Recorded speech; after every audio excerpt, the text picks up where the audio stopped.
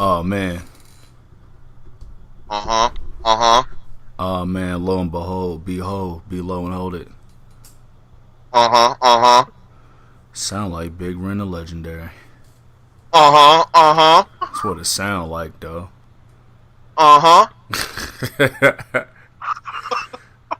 What's up, bro? Shit, man. How you feeling? Pretty good. It's finally cooling off just a little bit, just a tad bit. Still kind of hot and musty and stanky out, but it's doing all right.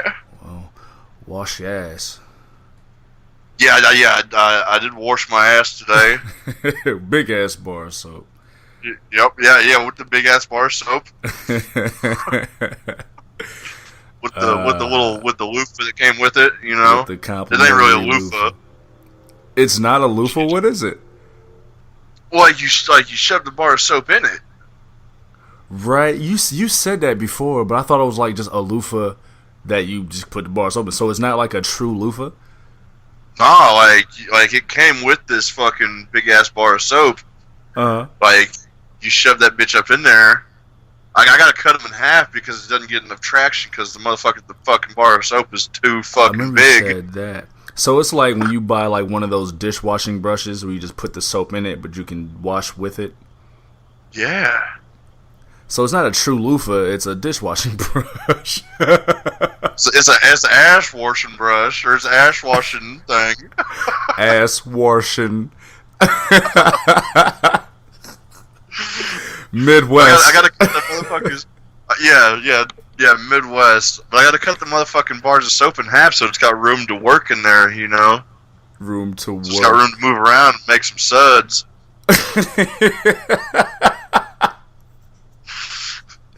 Some suds. You don't have no suds? I got mad suds. I'm mad sudsy out here. Pumping suds out here. I might regret it, but I might want you to send me like a picture of it for the IG post. Cause like this whole time, you said what? I said bet. You're like, no, this whole time, like I think of that episode often. I'm like, yeah, big ass bar of soap, loofah, and to know that's not like a true loofah. It's got like an extra like scratchy part on one side and like a regular side on the other, you know. It's got the scratchiest part when you're getting up in your ass, getting that shit off there, you know. The scratchy part for when you're getting up in your ass.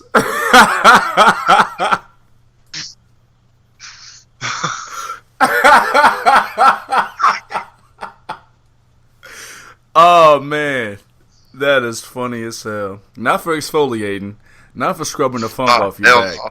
It's for getting up in your ass.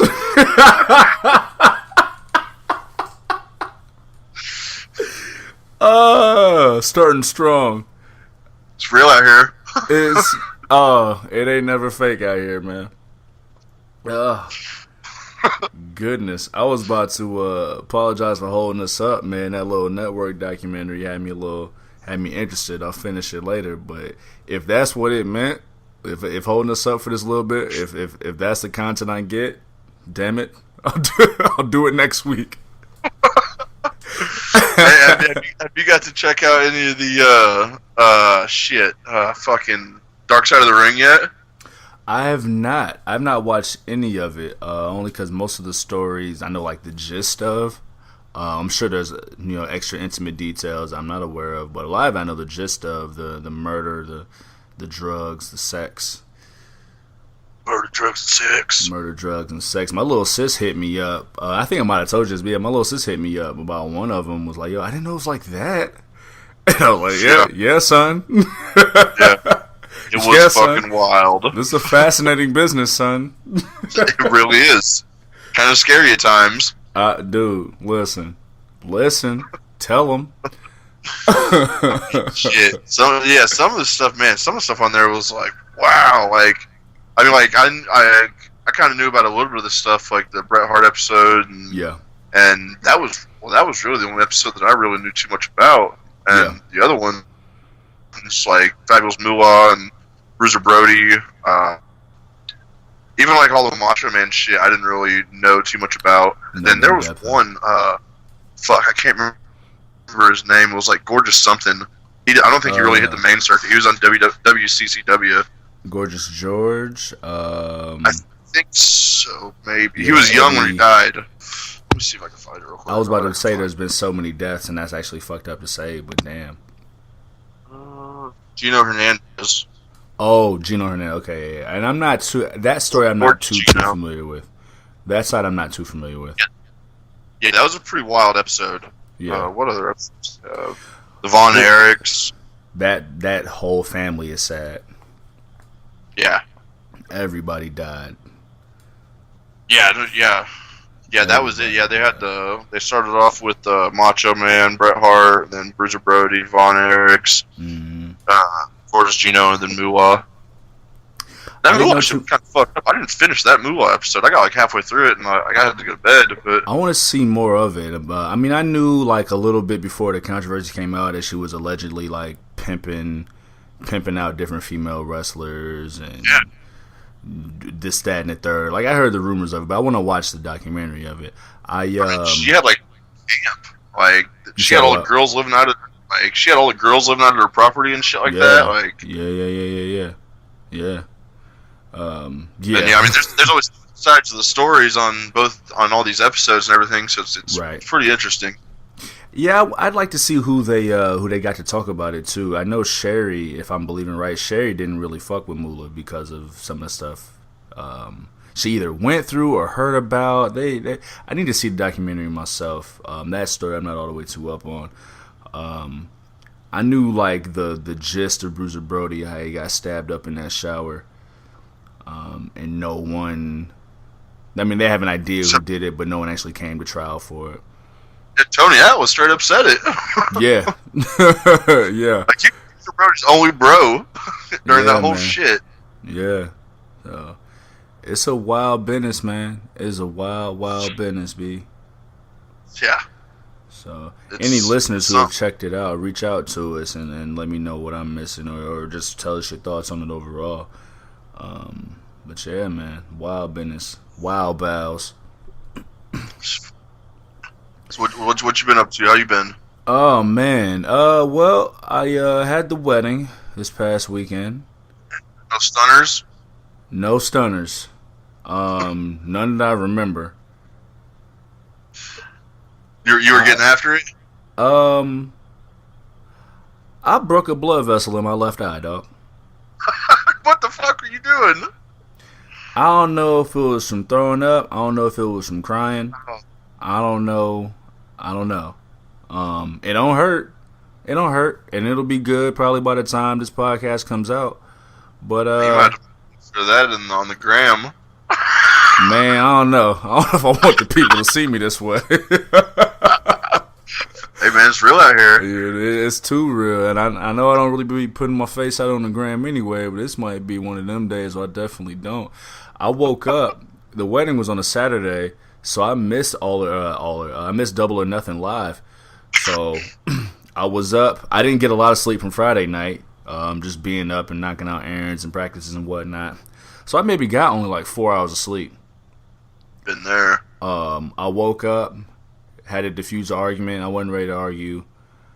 I went and knocked out some errands, got ready, got dressed, and you know, the day's festivities, and didn't go to sleep until much later.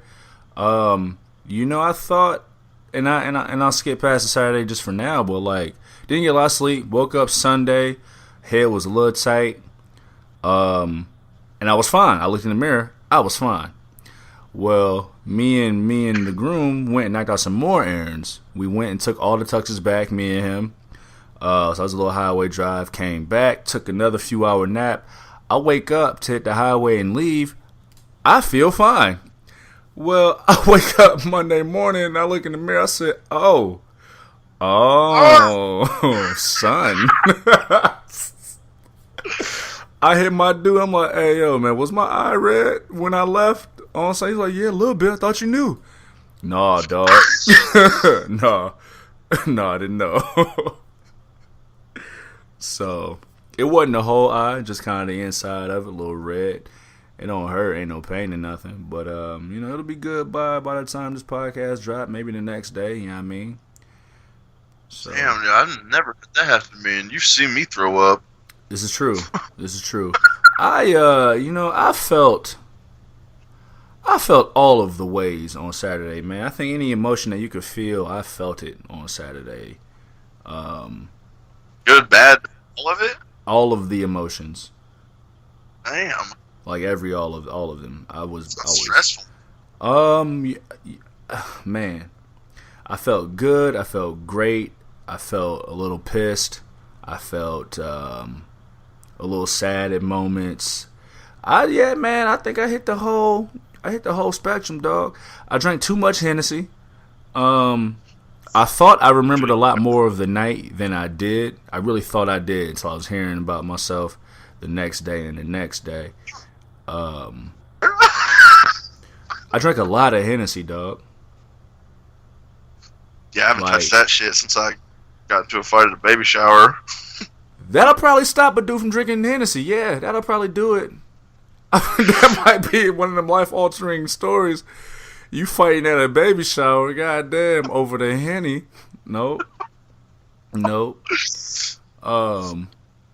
Nah, man. I didn't have no chase. Like the first cup, I mixed it with apple juice.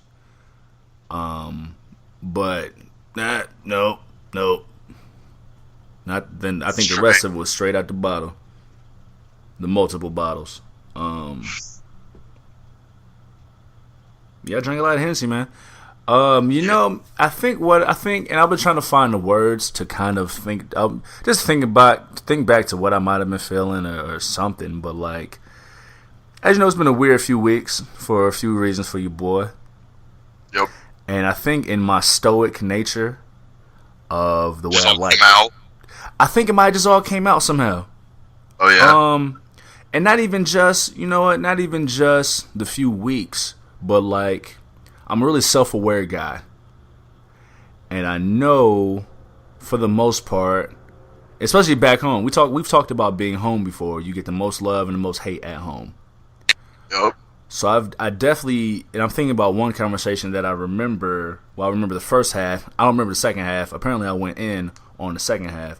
But like, I know how certain cats view me, man. I know there's a certain lack of respect because of how I move.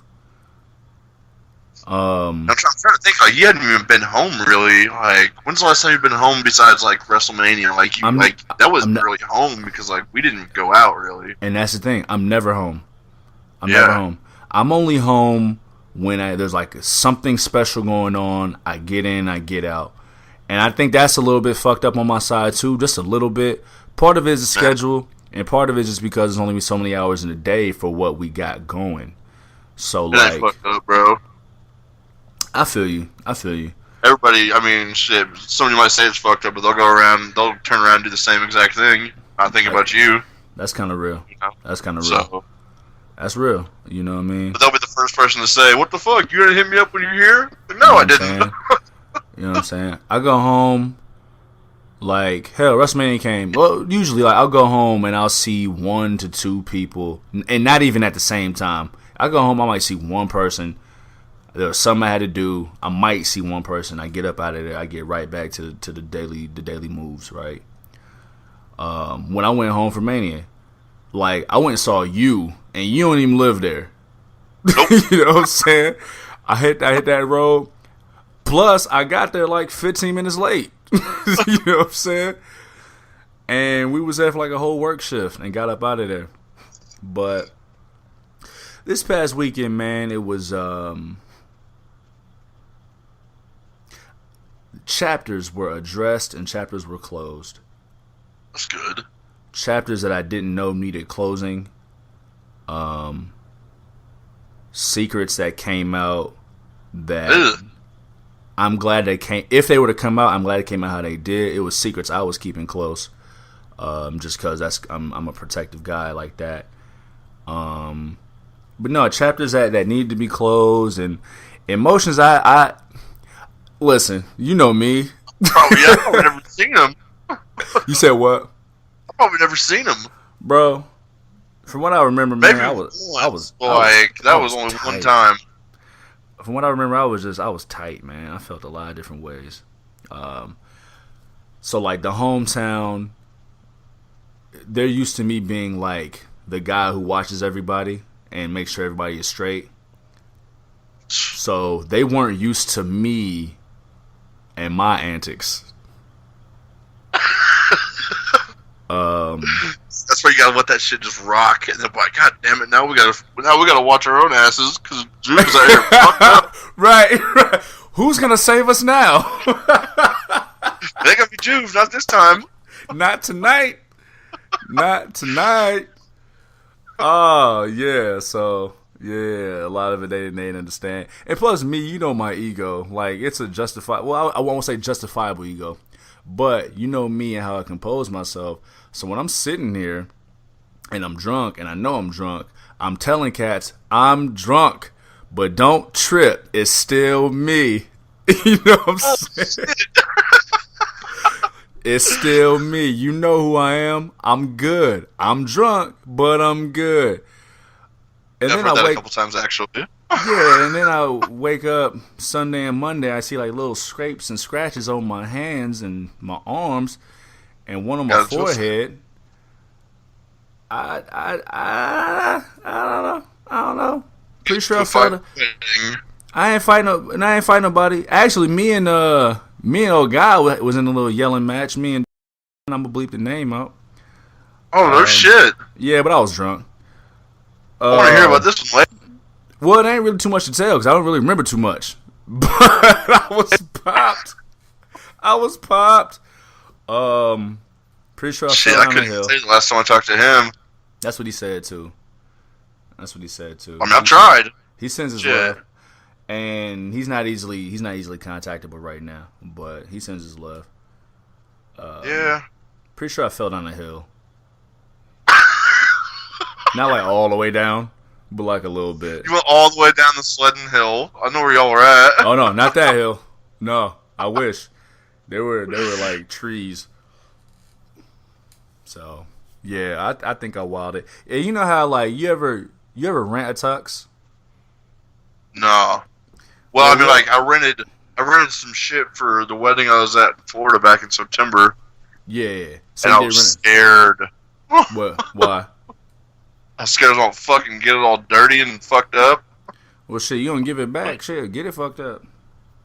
I mean, but well, well, what I'm saying is right. So the next day, me and bro, we're making sure we got all the stuff to take back, and everybody else.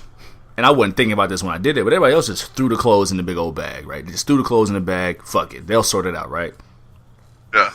Me, I like somewhat carefully folded up the stuff. So like I folded the pants, I put them on the hanger, I put the dress shirt on the hanger, I put the vest on the hanger, and I wrapped the tie, you know what I'm saying, around the hanger. And I noticed that as I was doing this was kind of telling the story of the night. What happened here? Oh shit! Oh, what happened here? Oh fuck! How do I have a grass stain on my shoulder blade under the vest? Oh yeah, you tumbled. I had to have tumbled. You're out there doing some flippy-doos in the grass. Bro, I was out here plie-ing, somersaulting my ass off, man.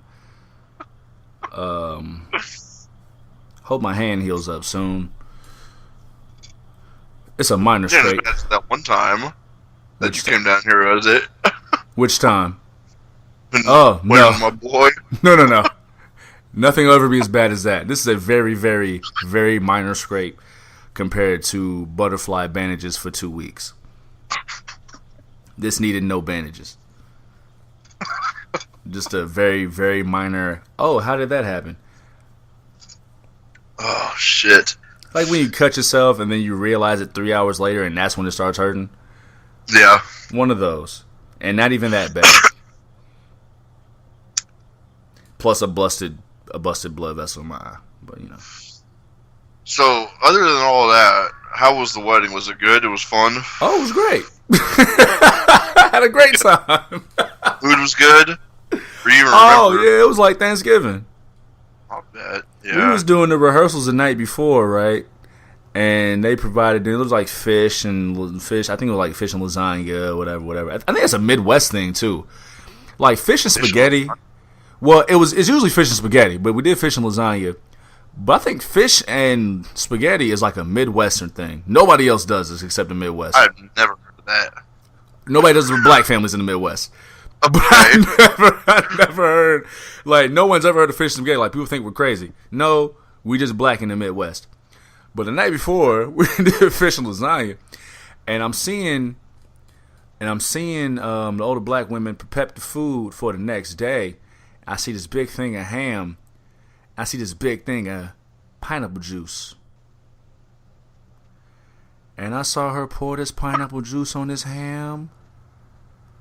Just glistening. And I said, "Oh, tomorrow about to be fire." I just straight up imagine that.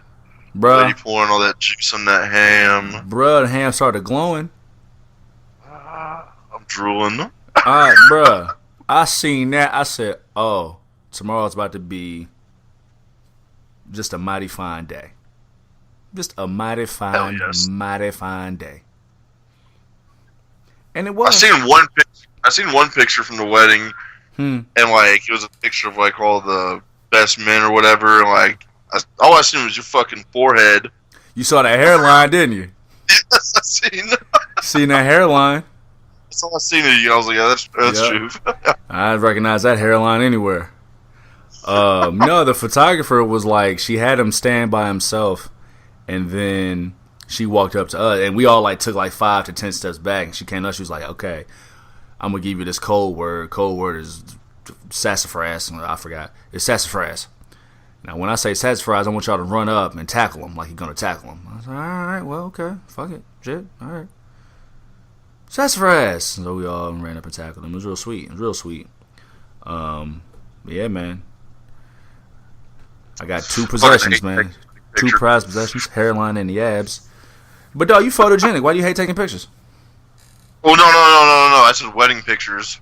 Because they're not fake, but it's just like very up here acting. Got me out here acting. Yeah. True. I can't pose for shit. My best pictures are when I'm not looking. Yeah, me too. Like, that's why that hairline pic came out so good. Yeah, you're right.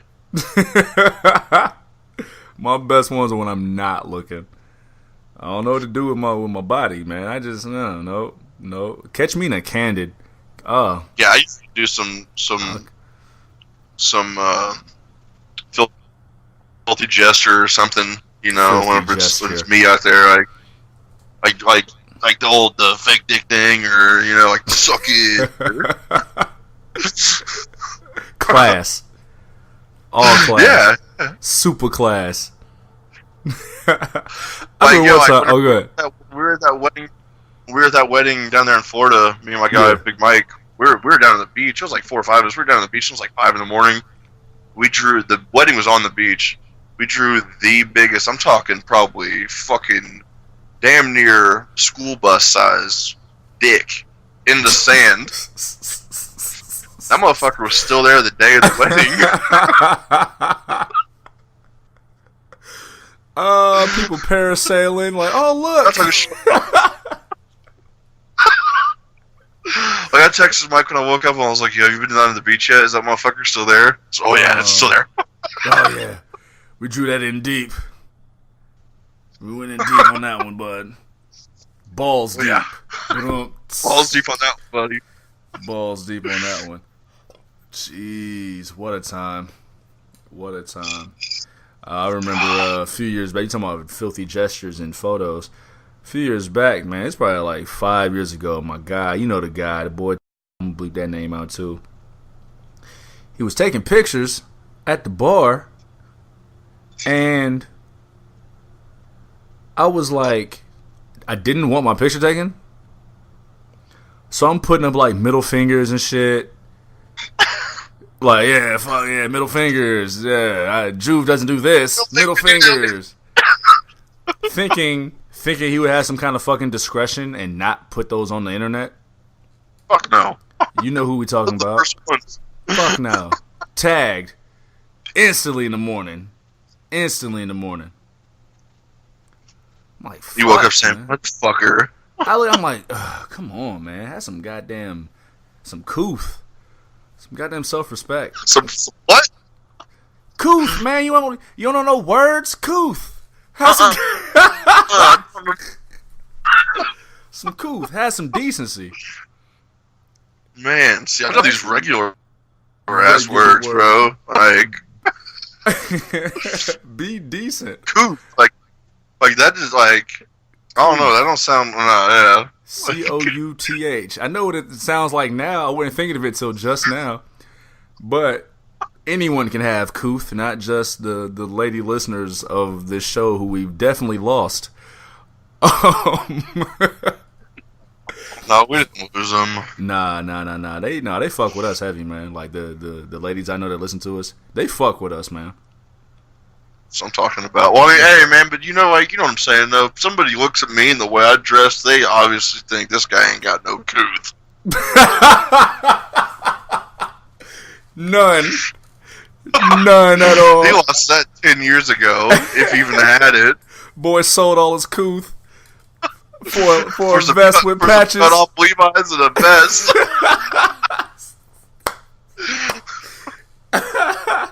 My man's got rid of his couth. He sold his soul to the devil. Got rid of all that couth. Telling you, man. Telling you. I was gonna say. So the story of those pictures. I'm guessing you've never seen those pictures, right? I don't think so. You probably untagged yourself from or something. Well, what happened was, this is so wild. I think I might have told you this. I'm pretty sure I did, but I don't know. So I ended up getting robbed. Nah. I've never told you this? No. What year was this? This is 2014. Nah. I got robbed at gunpoint. Fuck no, I ain't heard about this. This is in Champaign. So my cousin, he put me. I was looking for something legal. I'm not gonna say what it was, but it was something legal. It wasn't nothing crazy. He had a plug on it. A dude who claimed he was a plug on it. So I went over there and I went to this sketchy part of town I wasn't used to being in. It was broad day. And I'm not going to lie, man. Something felt off. So I took my watch off. I had my paper.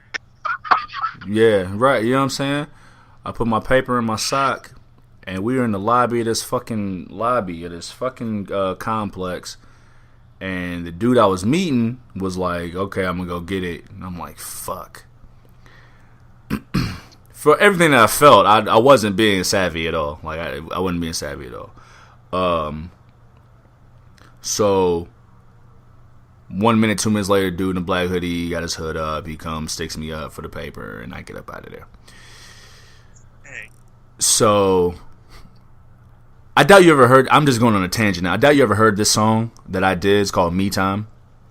The first line is how about me getting robbed and why I didn't follow my wits on it, or being ashamed of myself not following my wits. That's a whole nother tangent for those who want to see that side of me. Anyway, so I get robbed, and we're going through the whole police investigation, and now me, seeing a new opportunity, I said, "Hey, bro, we doing this investigation. You might want to delete them photos. I don't want them to see me putting up middle fingers on the internet."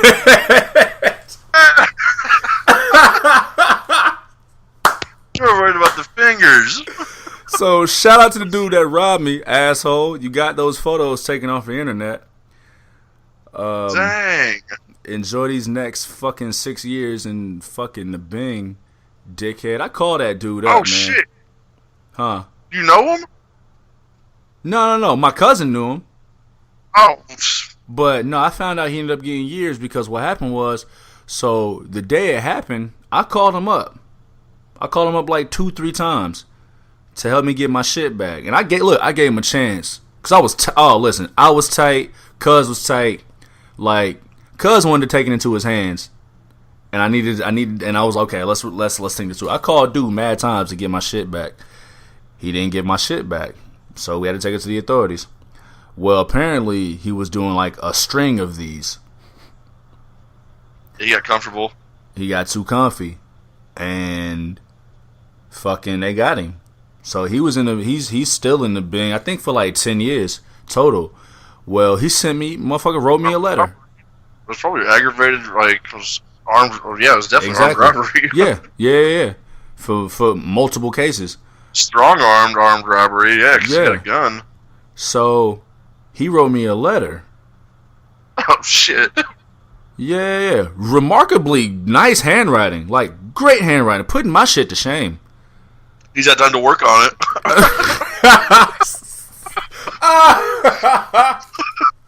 Facts. Put my shit to shame, man. Talking about how many years he got and how his aunt passed and how his daughter can't grow up with a father.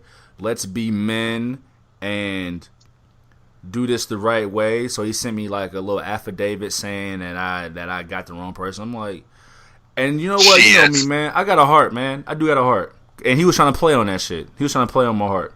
Fuck all Tell that. me about all that shit. I reached out to Cuz and I'm like, yo, my heart is kind of heavy. But he's like, man, fuck that nigga, man. I'm like, you goddamn right. Fuck that nigga, man. Yeah.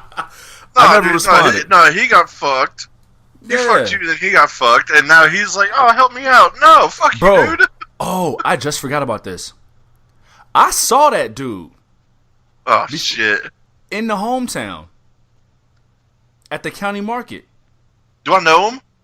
I doubt it. No, because he's not from the hometown. He just went to the hometown. I got you. I saw him at county market.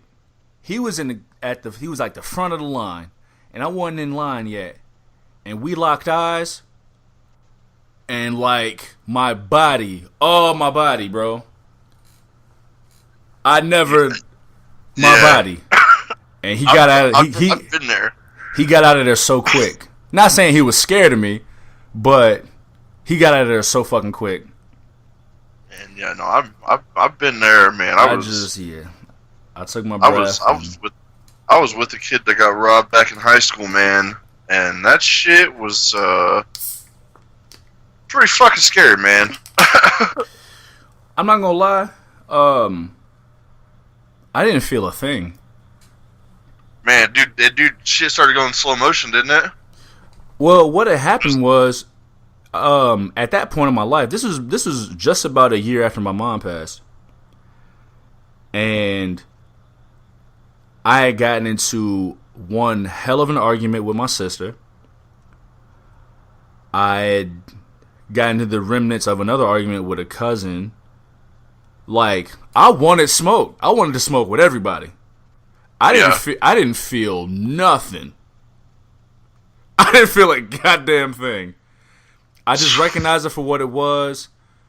I was like, all right. I grabbed it, gave him what I had, got out of there. And like once the moment was over, I got fucking furious. Yeah. Not scared, not sad. I was pissed off. Man, I wish that was the way it was for me, man. Shit. Yeah. So but I was only like a junior in high school, so yeah.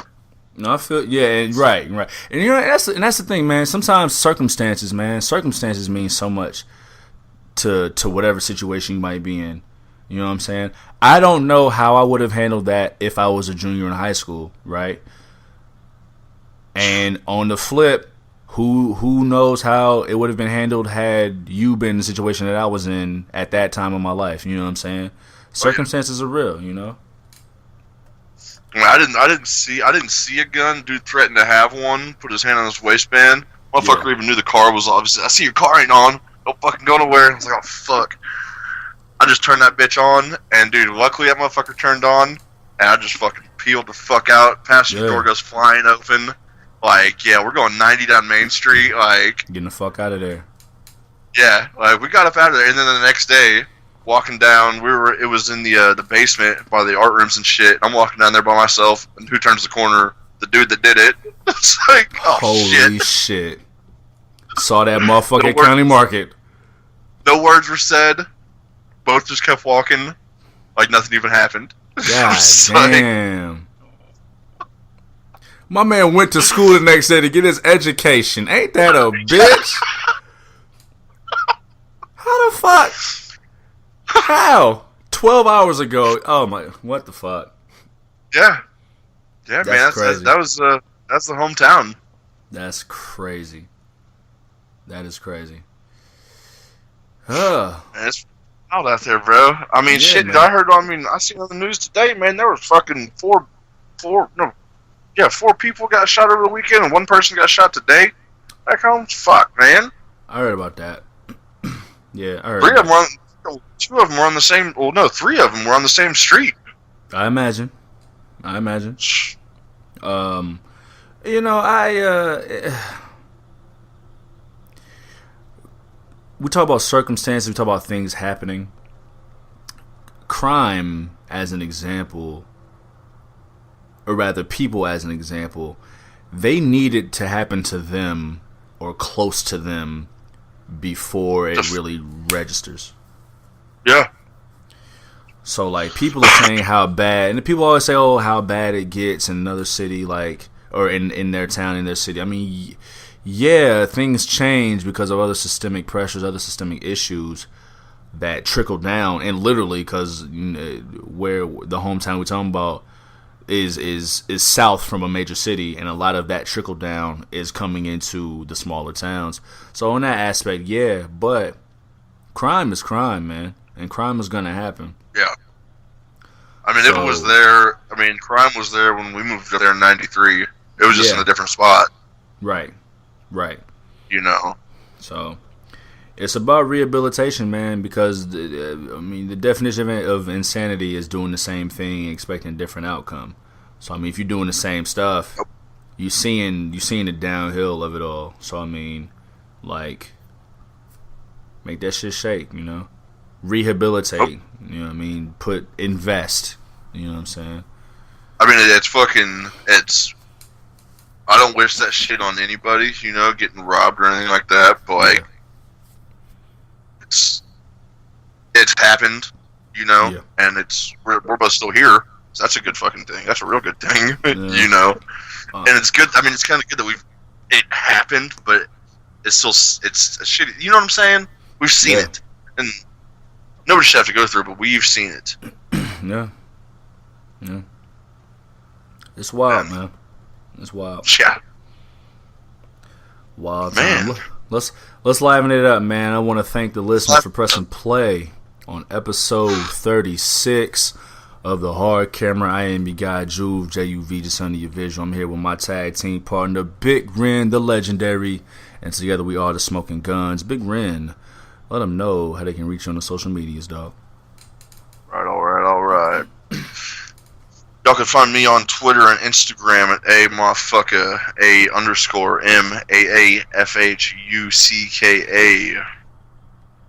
Then jump over to Snapchat. You can find me on Snapchat at MoffedUp316, MAAFFHHDUP316. My God. Oh. Hit me on Twitter at Juvi Desayuno, JUVIDESAYUNO. Hit me on the Instagrams at Juvi Desayuno, JUVIDESAYUNO. Check out Facebook.com/Juv for articles and music and whatnot, things of that nature. Check out the crack Twitter staff at The Hard Camera. They'll hit you with the live thoughts, the live witticisms. They'll take us to task for our really shitty picks. And they'll give us props when we make good picks. They're fair and balanced over there. Last and certainly not least, search The Hard Camera on YouTube. You get the entire archive of The Hard Camera. We've had a lot of people say they don't like Mixcloud because you can't rewind. Well, we got options for you, dog. We got ways of being touched out here. My guy, touch us wherever you want to. I don't care. I don't give a shit. It's all me. I'm very secure. We had a change in like a little room. Like the bride and the bridesmaid got like a whole fucking like decked out. You dig, right? We had like this little like 2x2 box, and like I was your like changing. I'm trying to put your shit on. Trying to tell you, bro. And the photographer walked in when I ain't had no pants on, and she was like, "Oh man, I'm sorry." And then somebody was like, "Oh, you don't know Juv, huh?" I said, "No, she does not. I don't give a shit. I don't care." Yeah. So anyway, man, we got this upcoming week. We've got NXT Takeover 25, but before we get to that, as I mentioned, I didn't get to see Double or Nothing live, but I did get to go back and watch the show. I watched as most of it as I could. The only match I didn't get to see any of was the opening 6-man tag, SCU versus the Strong Hearts. But what'd you think of the AEW show, man? The first pay-per-view. Man, dude, it felt so right. Hey. It was just it was perfect. Like I don't know. It might just be because like everything that we've been watching and we've been waiting on this. We've been waiting on the AEW Double or Nothing. You know, ever since they did All In Chicago. I've only seen a couple matches from All In. Mm-hmm. When they did All In, man, they sold out in like 4 minutes. You know, so you knew right then, hearing that shit sold out in 4 minutes, that we were about to see some amazing shit. And then we finally got to see Double or Nothing, and my God, I'm very, very satisfied with what I've seen. Man, you know, we talk about wanting and needing an alternative, and that's their main thing too. Not to be competition, but to be that alternative. And if being that alternative means making everybody else, namely WWE, step their shit up, then that means they're doing something good. And by God, dude, them boys snap, man. Bro, them boys snap. It was. We've talked before on the show about how we may want to, like, if we want to get new fans involved, like, how will we do it? And we come to the conclusion that, maybe take them to a live show is a way to do it. But look, man, it's evolving past that. We got an NXT show coming up, and this show is strictly about NXT Takeover. If we're talking about the WWE product, I'm showing them NXT first.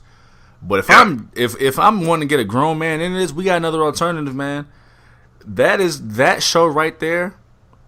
You give them a little proper backstory to some of the matches too. You can get some new eyes and ears, or some lost eyes and ears. Lost eyes and ears, yes. Onto that product, man. Into that product.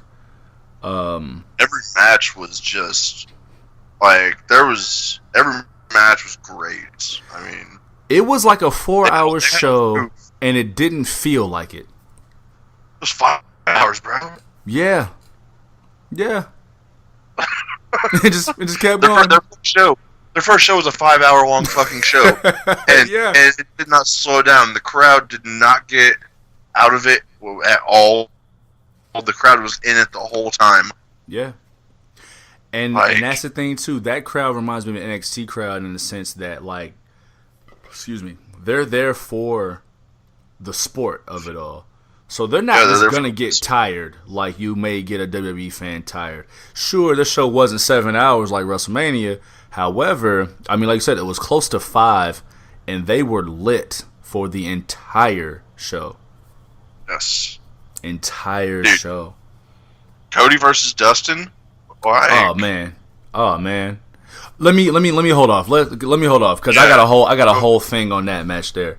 Just real quick, just some of the stuff I saw. The what was it called? The Battle Royal. They changed the name of the Battle Royal. Shit. Buy-in? Was it called the Buy-in, or was that the kickoff show? Yeah, Buy-in. Well, that Buy-in. Yeah, I liked their concept. It was like a little switch, little flip on the Royal Rumble. I can see them tightening that up and making that, more fun. We see Hangman Page. A lot of these names I got to get used to. I'm not that familiar with Hangman Adam Page. A lot of names I've seen more than others to know that they're more of a big deal than some. But Hangman Adam Page will comprise one half of the match for the to crown the first ever AEW champion. He'll be facing Chris Jericho. Spoiler alert. The next match, what was it? Kip Sabian, Sammy Guevara. they had a nice fun match. Two young boys I could see myself getting into. Pause. There were times where a little it could have tightened up a little bit more, but it was fine to me. It was cool. It built up well. Did you get to check out the kickoff show? I did not. Yeah. The what I was watching it on. Yeah. Didn't have the kickoff show, so Gotcha. I just jumped right into the beginning of it. The main card. Yeah. What'd you think of the 6-man? Because that's the only one I didn't get to check out at all. It was fun as fuck. Yeah, nice opener. High energy opener. Yeah, great. Yeah. SCU, legit. Yeah. Absolutely. The ageless veterans, man. Christopher Daniels especially. Yeah, no doubt. I really liked the surprise of turning the triple threat into a fatal 4-way, the women's match. Yeah. We got to see. Oh yeah, we got to see Britt Baker and Kylie Ray. It was more of a showcase for them too, because for the most part, Nyla Rose and Awesome Kong weren't too involved. A couple strong woman spots, and especially Awesome Kong, especially her being the legend, but also being the late addition. She added more legitimacy to it, but also let them shine. It was more of a showcase, like I said, for Britt Baker and Kylie Ray, and they did their thing. That was a nice match. There was nothing bad on this show. No. You know what I mean? There was nothing bad on the show. DDP ran out in the beginning. Yeah. We got to see a couple of legends. I didn't expect to see any. I didn't expect to see any of the two legends we've seen. Yeah. Apparently, the slot that Bret Hart was at, that slot was actually meant for Ric Flair to showcase and present the AEW World Title. That's a gorgeous belt, by the way. It is. That's a gorgeous belt. It's old school. It is. But with Ric Flair's recent health complications, they slotted Bret Hart in that slot. But no, you mentioned it before, man. Cody versus Dustin. Oof. Tell me your thoughts, man. Dude, that was brother versus brother. Yeah. They tried to play it off like it was generation versus generation, but it was brother versus brother. Yeah, all the way, Yeah. brother versus brother. Yeah. And the build up they had from the Double or Nothing. What were those called? But they had a build. They have 16 episodes on YouTube building the whole being the elite and yeah. They've got a bunch of episodes on there just building up the whole pay per view. Right. And they weren't telling you who. They were keeping it a fucking huge secret who he was actually going to fight. Yeah. And once it actually came out, I was like, oh shit. But no, it was awesome. And dude, I dude. None of those dudes are huge. They're all regular ass dudes. What do you mean? Cody and Dustin, they're doing drug testing in AEW. Right. There's not gonna any monster fucking. Oh, you mean dude. like physically huge? Yeah, they're 6'3". Yeah, naturally 6'3", 6'4". Yeah. Yeah, but no, that match, dude, it was going back and forth the whole fucking night. I really didn't know who the fuck was gonna win. It was bloody. It made me cry almost at the end. Bro. That's what I wanted to get to. So, the match itself, just epic storytelling, right? Epic storytelling. But the post-match, that was what sold it. that promo that Cody did. So he almost cried. Yeah. Oh, his voice definitely broke. His voice broke. And they almost broke a little bit at the beginning of the match with the crowd chanting Dusty.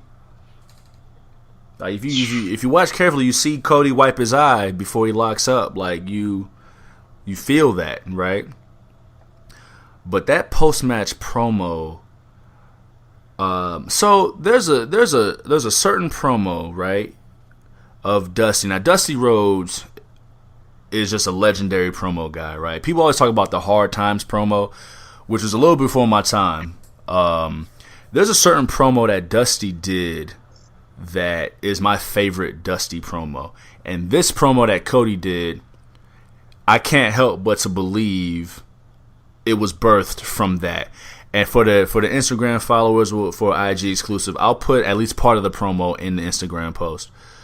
So, back in the summer of 1994, this was August 1994,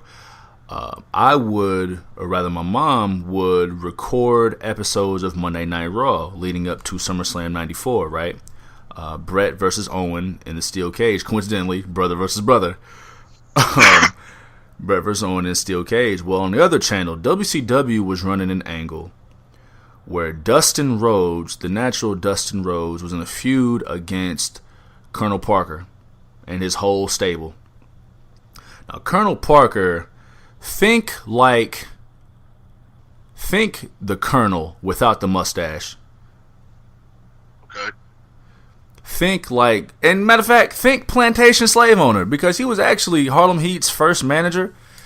Before Harlem Heat was Harlem Heat, Harlem Heat came out in chains, like they were in a chain gang, accompanied by Colonel Rob fucking Parker. It's mad offensive. It's back in '94 though, right? So I mean, mad fucking offensive. Okay, this would never fly today. Never fly. 94 anyway, though, bro. It's 94. Yeah. So anyway, Colonel Parker is a slave owner, but his stable now consists of a dude named Bunkhouse Buck, who you could tell worked the pitchforks, slinging manure from the cows and shit. Dirty Dick Slater, Terry Funk, and Arn Anderson. So in his feud, Dustin Rhodes was looking for a tag team partner, and he had enlisted Arn Anderson, and Arn Anderson turned on him. And then collectively, they broke Dustin's arm.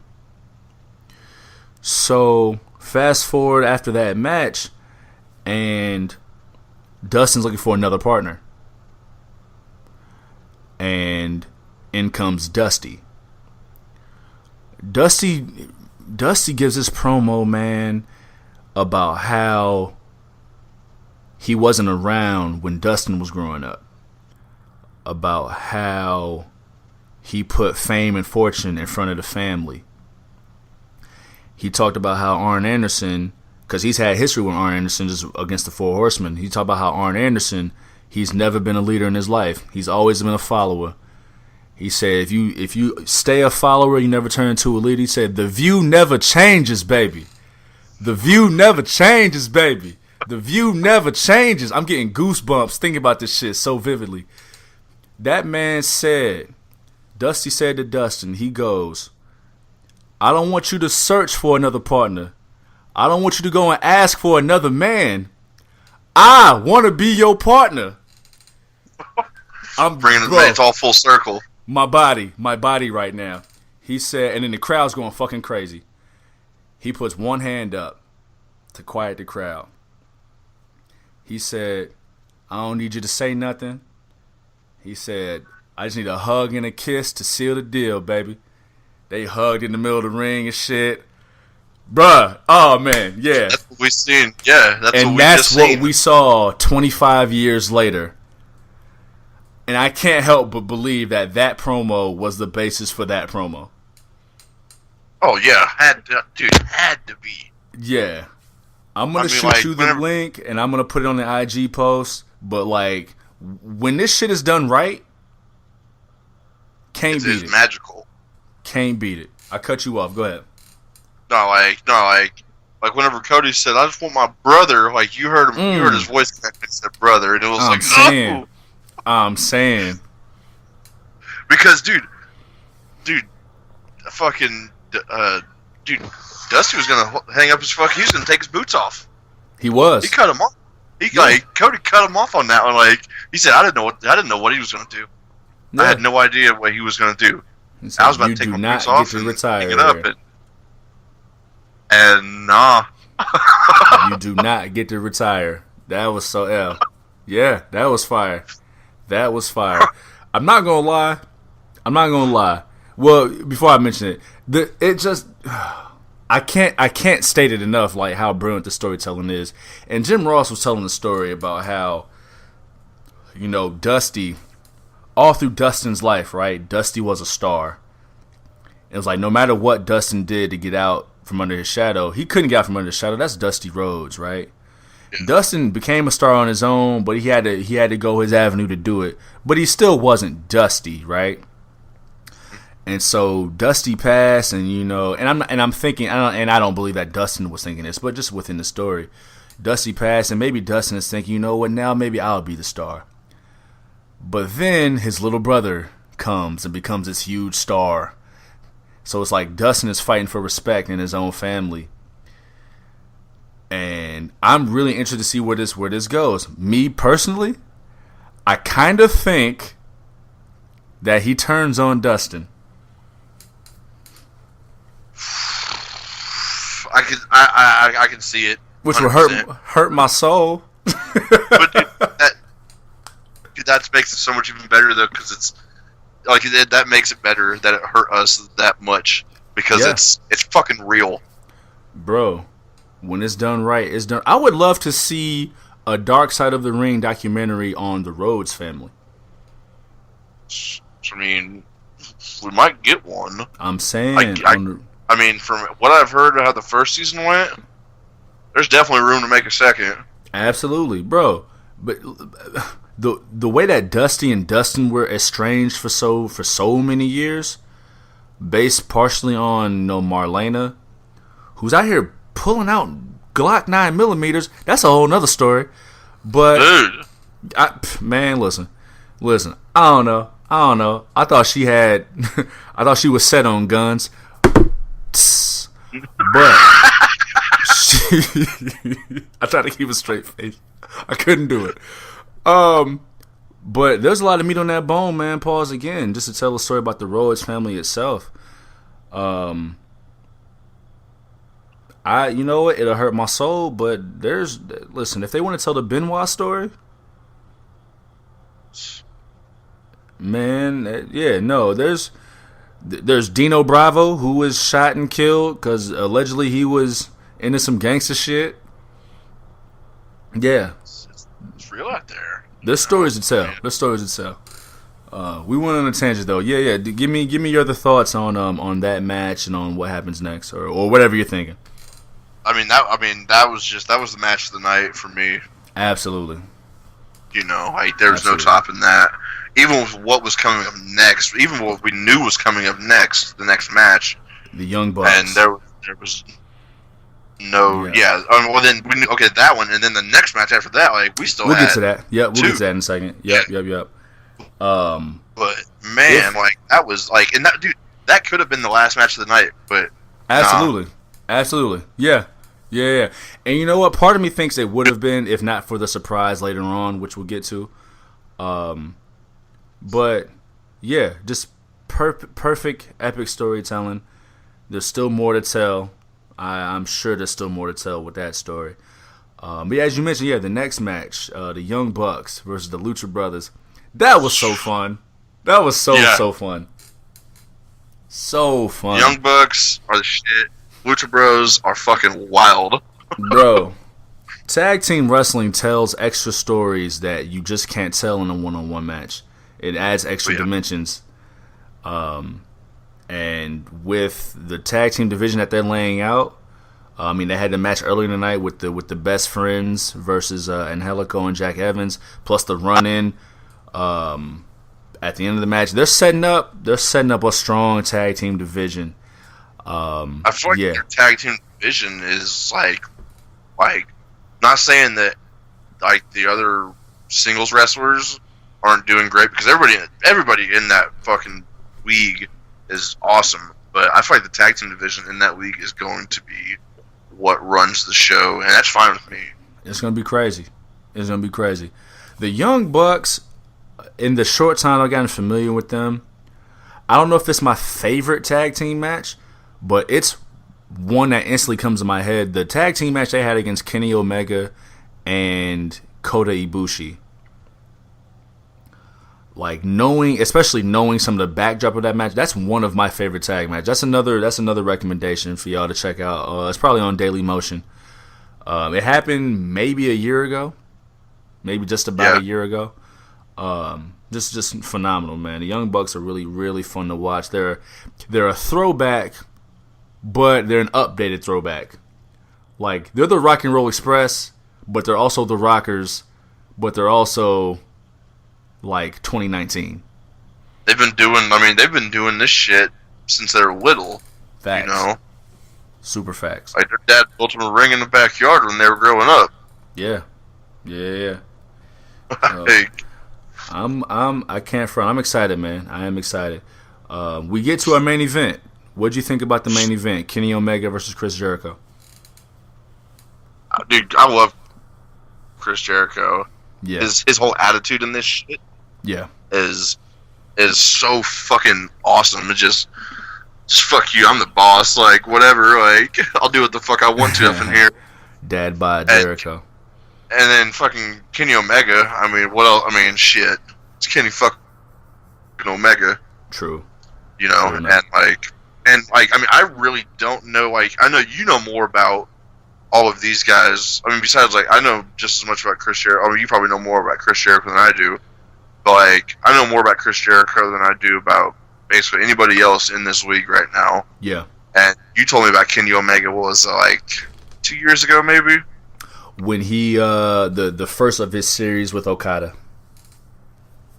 Whenever he came out, dressed as a fucking Terminator with a goddamn shot. Yeah. Like, right then I was hooked. I was like, Kenny Omega. And dude, that match was an hour long. Yeah. Like, not trying to go off on something else, but that match was a fucking hour long. In his sleep, yeah. Like, but yeah, man. I mean, no, that match, dude, it was fucking awesome. I mean, it was a barn burner. It was hurting. I mean, I hurt whenever I see some of this. Burned. You know, it's I do think their first match was better, but as a main event to top off the first double or to top off the first AEW pay-per-view, can't be mad at it at all. Chris Jericho won to set them at 1-1, so you know we getting match 3 sometime down the line. So what do you think of his finisher? It's cool. It's cool. You know, that's about it. Yeah, I mean, it's cool. It's part of his reinvention, right? It's part of him keeping himself fresh and viable. So yeah, no, I'm not mad at it at all. The Judas effect, that's what's called, the Judas effect. Yeah. That spinning elbow strike, I'm not mad at it at all. It has proved effective, and that's what I like too. I like that the finishers count, in the sense that they don't get fucking watered down. Yeah, so like he hit it one time and it worked. People don't kick out of the one-winged angel. Like I think Okada kicked out once, and that's the only person. And Kenny, he tried for it and didn't even hit it in this match. So he kept his finisher protected while still taking the loss and making Jericho's finisher strong and protected. But no, I can't be mad, man. I can't be mad at the match. They now diverge into different paths as Chris Jericho is going to take on Hangman Adam Page for the AEW Championship. And Kenny Omega finds himself with a new rival, dog. Oh, yeah. I'm loving it. A new rival and a new arrival. The boy Jon Moxley, formerly known as Dean Ambrose.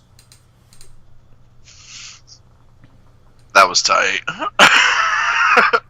You know, I've been so critical of Dean Ambrose. And I was shooting some messages with a longtime listener. Shouts to Evan. He said, he called it. He said, I think we're going to see Jon Moxley. And I was like, you know, I don't know nothing about Jon Moxley, but I hope he's more entertaining than Dean Ambrose. He said, don't even trip, dog. Dog, don't even trip. Like, yeah, whenever Jon Moxley made that promo after he just got out of WWE, like how he just broke out of prison. Yeah.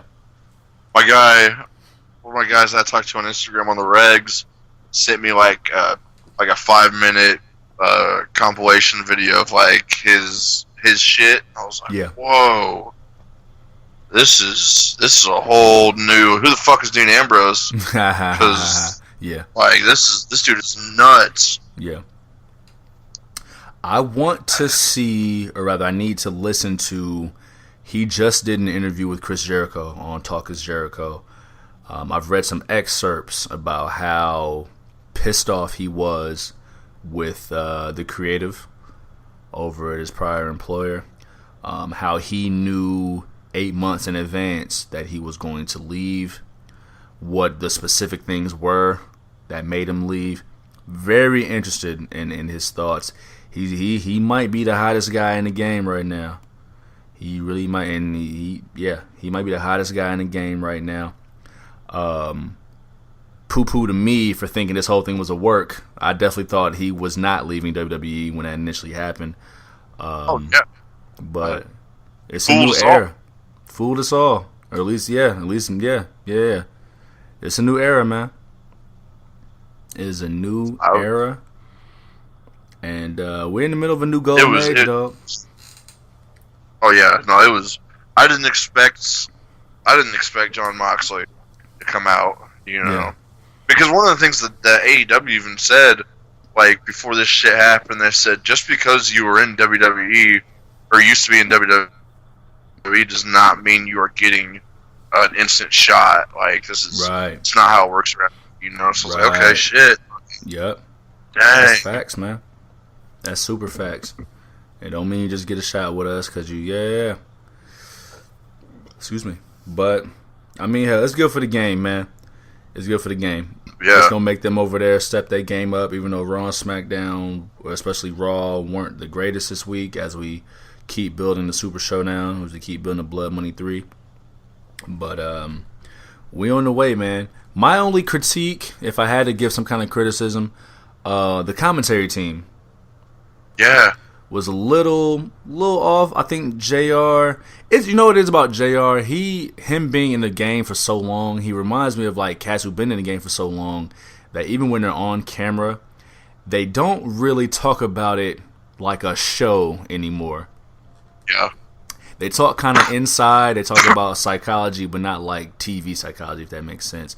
And that's not a knock on Jim Ross. It's just something I noticed. There was one point during the pay-per-view whenever like it was in between matches and they just had the camera on the commentary team. Yeah. And like nothing was being said and they were kind of just like all like they were locked in, but they were just like there was nothing there in their eyes. You know what I'm saying? If that makes any sense. No, it does make sense. I think they were waiting for a countdown or some kind of direction. Production. I say the commentary team because that Alex Marvez guy, he'll work on it.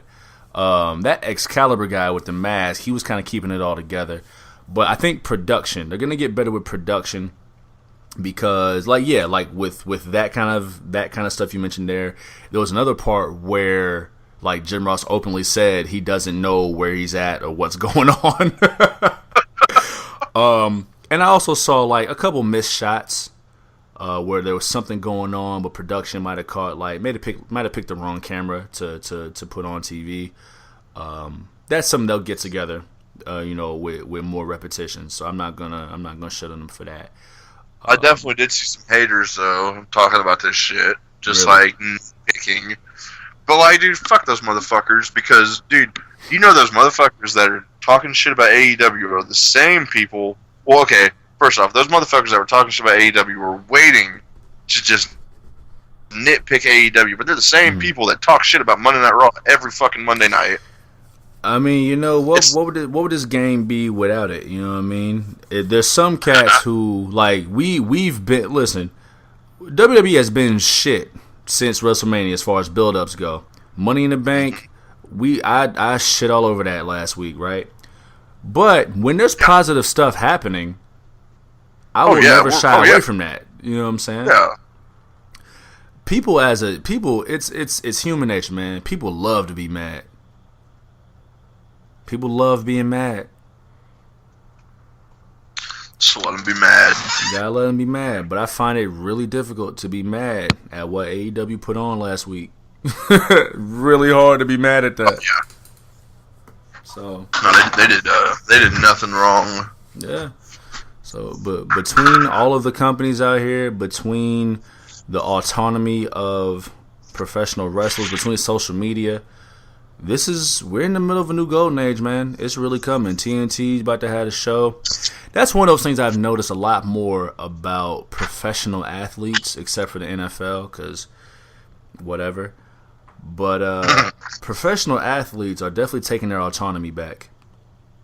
Like, they know this shit is a business. They know that they're just pieces on the chessboard, and they're taking their autonomy back. They sticking up these owners, man, and I fucking love it. I love it so much. I don't have too many interests.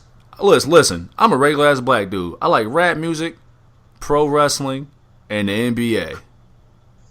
You know what I'm saying? And not even in that order. You know? A lot of people don't even like to admit they like wrestling. Yeah. Well, shit. Can't hide from it. We 36 episodes deep, dog. I've been past that. You know what I'm saying? Past that. This is episode 36. And damn it, I told you a story about me recording Monday Night Raw from August 1994. Can't hide from this. You know what I'm saying? Yeah, no, I used to have to record that shit because I'd be asleep before Monday Night Raw got over with every night. Yep, exactly. One time for bedtimes, you know what I'm saying? Burn up a lot of tape space just recording Pacific Blue afterwards on accident. Mo bang for your buck. Nikita or whatever the fuck else. La Femme Nikita.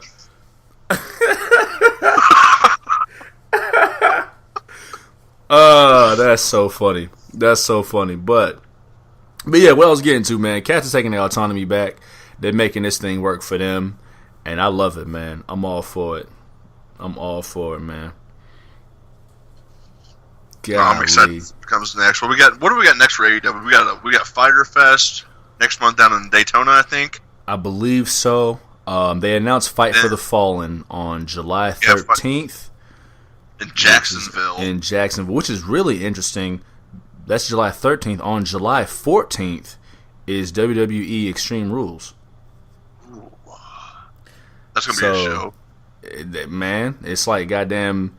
It's like when they put on NXT the night before and WWE has to follow that. Yeah. Listen, light that fire. Oh my... Yeah, they did that shit on purpose. Light that fire, dog. I'm with it. Light that up. Then we got... August 31st, all out. Yeah. Yeah. I'm saying. I know it's too early to even call, but you think CM Punk gonna be there? It's too soon to tell. I really don't know. I really don't know. What do you think? Just a random question. What do you think would happen, or how do you think it would be if AEW fucking signed CM Punk? I don't, you know what? I really don't think it's far-fetched. I think it is this thing. I mean, we know the man loves this business, right? And it's hard to fall out of love with it completely. You might fall out of love with it with your employer, the way John Moxley was talking about it from the excerpts I saw. The way so many people are pissed off, are sitting on the sidelines, and those are just the rumors we've heard. I could see it. I could see it, man. I know he was one of the guys that Tony Khan wanted. It was on his short list of first wrestlers he wanted. I could see it, man. And hey, let that happen. They got something to fucking worry about then. Man, listen, they got the hottest dude in the game in John Moxley. If they get what comparison can I make for CM Punk? Like, I don't even know what comparison I can make for CM Punk. But if they get CM Punk, the man who left the game the way he did, in any capacity, he ain't got to be a full-time member. He ain't wrestled a match in 5.5 years.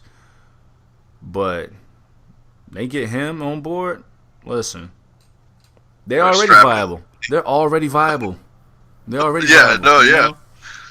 So we got John is more cake. Moxley. If we get CM Punk, we're turning off the turbo is getting cranked, and we are flying. Bro, they got Cody, who's one of the better storytellers in the game right now. Kenny Omega, arguably the best performer in the game right now. Chris Jericho, a super viable, super recognizable, legendary name. John Moxley, the hottest dude in the game. The Young Bucks, who are one of the most exciting tag teams out here. They're good. They're good. They're fine. Yeah. They are fine. And they got a TNT deal. They got the deal. They got a TV deal when WCW couldn't. Now, WCW was definitely like shit by the time they went out of business, but they got a deal that WCW couldn't get on the same network. Turner wanted to get rid of WCW.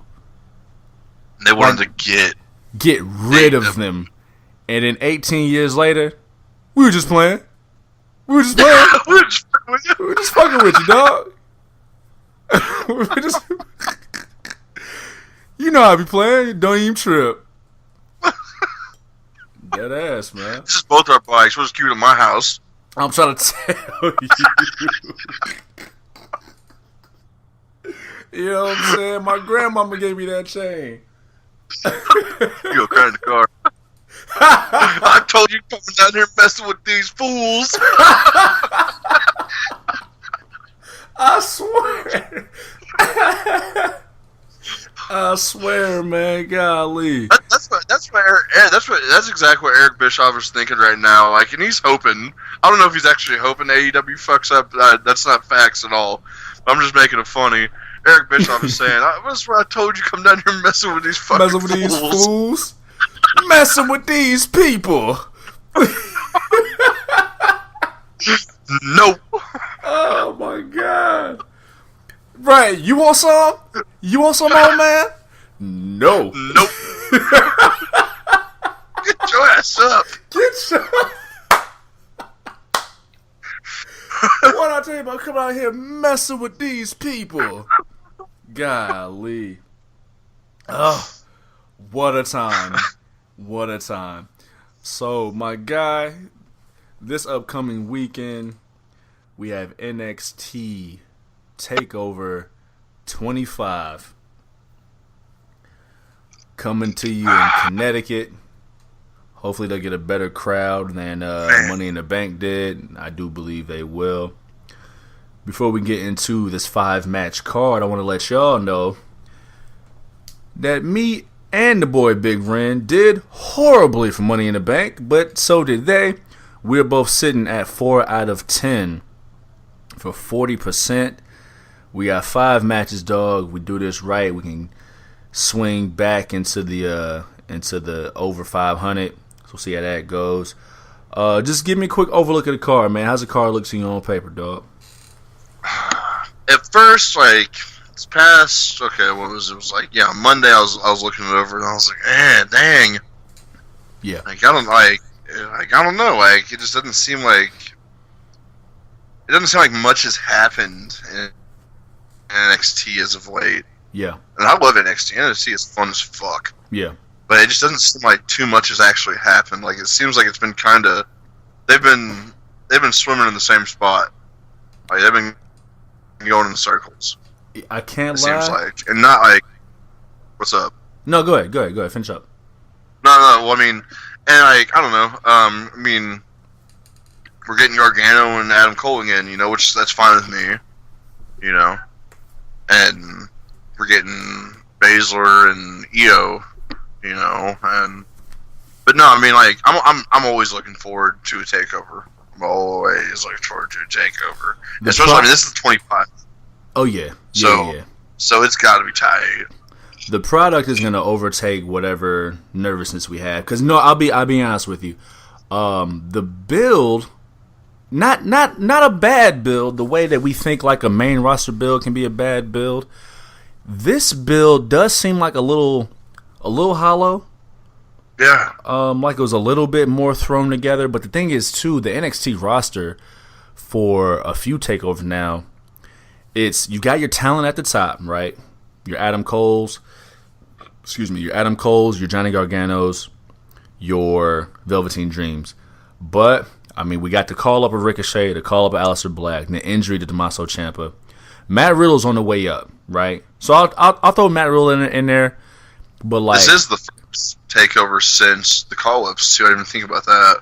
Yeah, right. Because Ricochet and Aleister Black were still on the last takeover.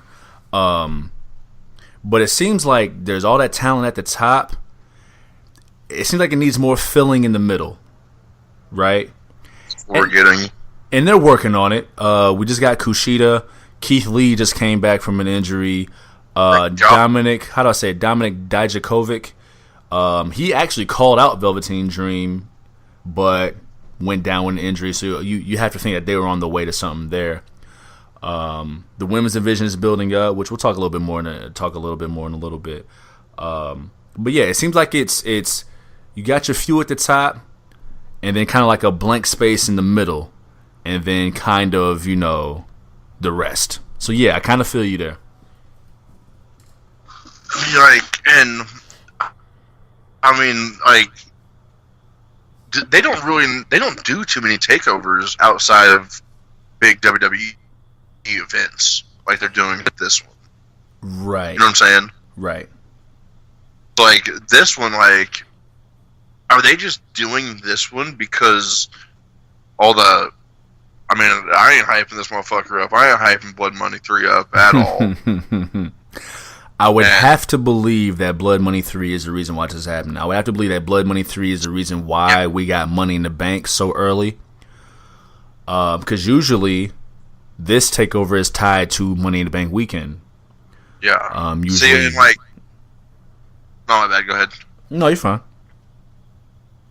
But no, on Monday Night Raw they were saying, Super Showdown in Jeddah, bigger or just as big as WrestleMania, and then Tuesday night they say a WrestleMania caliber pay-per-view. Fuck you. Get out of here. Get the fuck out of here. WrestleMania is built up through the whole goddamn year, and the last 6 months of it is really built. This is fucking trash. Yeah, true. And I'm sure we're gonna shit all over that. I can't be mad at them for marketing and advertising, even though they're blatantly lying. But yeah, but yeah, no, I have to believe that the inclusion of Blood Money 3 is the reason why everything's so spread out, so sparse, and so kind of weird for this takeover to stand on its own. Looking at the card though, I'm definitely excited for Gargano Cole 2. I definitely want to see Velveteen Dream and Tyler Breeze. Yes. Matt Riddle and Roderick Strong is going to be. Let's start there. Fuck it. Let's start right there. First match of the night: Matt Riddle versus Roderick Strong. Matt Riddle, like I said, is on the way up, right? And I believe, to me, Roderick Strong seems like the least interesting member of the Undisputed Era. Or the other dude besides Bobby Fish. Yeah, but Bobby Fish is tied to Kyle O'Reilly, who's mad cool. So I think he's just getting his residual cool off of Kyle O'Reilly. Yeah. But Roderick Strong can go. The boy can go. So I'm definitely looking forward to how this is going to go. Because Matt Riddle, he's the original bro, dude. He'll roofie your drink. Yeah, bro. He'll roofie your drink and won't let you hit his dro blunt. What's up, bro? Bro. Telling you, bro. He's like that dude at the party with that big ass straw hat on. You know what I'm talking about? You know what I'm saying? Yeah. True. He's the one with the hat. With all the outlandish stories about how his dad got him in prison. Australia. My dad's in Australia to surf, bro. Right. Get the fuck out of here, dude. You don't know me. You don't know my dad. My dad's a lawyer. Oh, man. No doubt, man. This match seems to have come together in the whole the brief angle they were running about the internal strife of the UE. Roderick Strong got involved with Matt Riddle and Adam Cole's match, and they played it like Roderick Strong cost him the match. He didn't cost him the match, though. No, he didn't. He didn't cost him the match. But he was there when it happened, so whatever. Give me your thoughts. See, this isn't really, I don't know, this is a tough one, but it's not a tough one. Mm-hmm. Okay, not Dream, shit. Matt Riddle, he could lose and he could still be fine. He's on fire, I don't think there's anything really slowing him down. Yeah. And, I think Roderick's gonna win it, and it's gonna be a cheap one. It's gonna be like grabbing the tights or something. Got you. Okay, little. So it's not gonna be a win. So like, if Matt Riddle loses like that, it'll be fine. Yeah. For Matt, you know what I'm saying? I hear you. And it won't. I mean, it'll be a win, but like, it'll still be like, well, motherfucker, bro, you grabbed my shorts, bro. Right. Dang. Grab my shorts, bro. That is funny. To me, because he lost at the last takeover, I think Matt Riddle needs this more. And I think we're gonna see Matt Riddle do really important things by the end of this summer. I could totally see him challenging for the NXT title at the next takeover. Other than, I mean, and you know, but also listening to you, he doesn't necessarily need to win here to be that next challenger, but I think it makes his case a lot stronger. Say it again. Yeah, no, I mean, just because he's still got it, like, yeah, it's. I think it makes his case a lot stronger if he does win. I feel like there's an internal story being told on this takeover with the Undisputed Era. I can't put a finger on it just yet, but I'm gonna give it to Matt Riddle to start the night off. Hey, we're already disagreeing. We're rolling, man. We are rolling. Moving forward for the vacant tag team titles, the vacant NXT Tag Team Championships, we've got Kyle O'Reilly and Bobby Fish representing the UE. We've got Oney Lorcan and Danny Burch. We've got the Street Profits. We've got the Forgotten Sons. They gonna strap them motherfucking belts up 15 feet high. We got a fatal 4-way ladder match for the NXT Tag Team Championships. Oh, man. All fucking man. Dog. Alright. Orkin and, what's his name? They're not gonna win it. Oney Lorcan and Danny Burch. I like him. I like him a lot. Their song's tight. They can fight, you know. They can. But they're not gonna win it. Yeah. Forgotten Sons. I like the Forgotten Sons. I know you hate them. I like them. I don't hate him. Wesley Blake got fat. Like, go look at his work. When he was with Blake and Murphy, like, Blake and Murphy weren't tight, but, like, I could see why he was forgotten, is all I'm saying. I feel like there's definitely some beer drinker Hellraisers types people. Facts. Super facts. So, I mean, yeah. Eating fucking potato chips, you know. Same. Yelling at the TV type of shit. Same. But they're not going to win it. So it's coming down to Undisputed Era and Street Profits. Mm-hmm. Talk me through it. What you thinking? I mean, dude, the Street Profits have been bringing it for the past couple of weeks. They've been bringing it ever since they challenged whatever the War Raiders' name is now. Right. You know, they've been asked for shots at it and everything like that, and yeah, they've been beating them up backstage and shit like that. And Undisputed Era, we've got everybody from Undisputed Era fighting on this card this weekend. This is true. So this is where they're going to lose. The Undisputed Era? Street Profits are taking it. I'm going with the Street Profits? Yeah. I hear you. I'm basically right in line with your thinking as far as Lorcan and Burch and the Forgotten Sons. If you caught NXT, it was somehow really something interesting I noticed when the main event was Oney Lorcan and Danny Burch versus the Forgotten Sons, and the Street Profits got involved and caused a DQ. Did you hear what the crowd was chanting? I did not. What were they chanting? They were chanting, "Thank you, Profits. Clap, clap, clap, clap, clap. Thank you, Profits." They got right up out of there. Which, yeah, they did. They got, well, no. They got clapped up with steel chairs. But okay, yeah. It tells me a lot of what Full Sail thinks of Oney Lorcan and Danny Burch and the Forgotten Sons as tag team competitors. That post-match beatdown where where the Undisputed Era stood tall, it could easily make me think that maybe the Forgotten Sons, especially what's named Jackson Riker, maybe he turns that into a feud post-takeover with the Undisputed Era. But yeah, man, it seems like Lorcan and Birch and the Forgotten Sons are just missing something. Missing charisma. Yeah. Mainly. They're just kind of missing charisma. They don't ever speak, really. Yeah. No, they don't. No, they don't.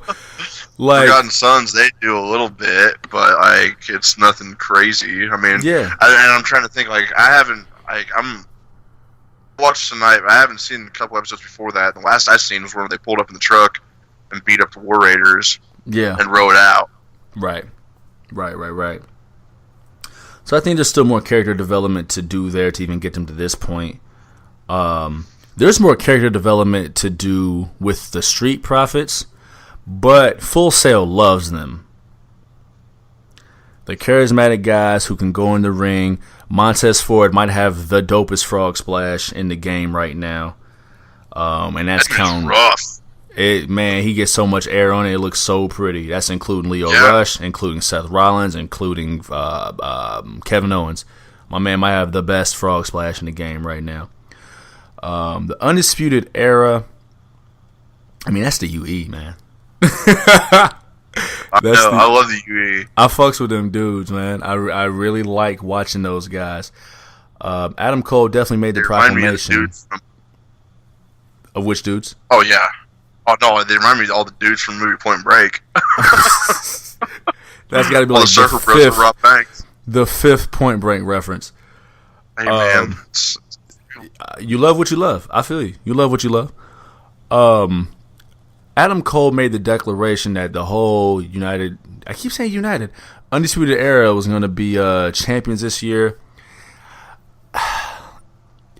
There are no 3-time champions in NXT history, so the Undisputed Era could make some kind of history there. I'm thinking about how the Street Profits have also been Evolve Tag Team Champions.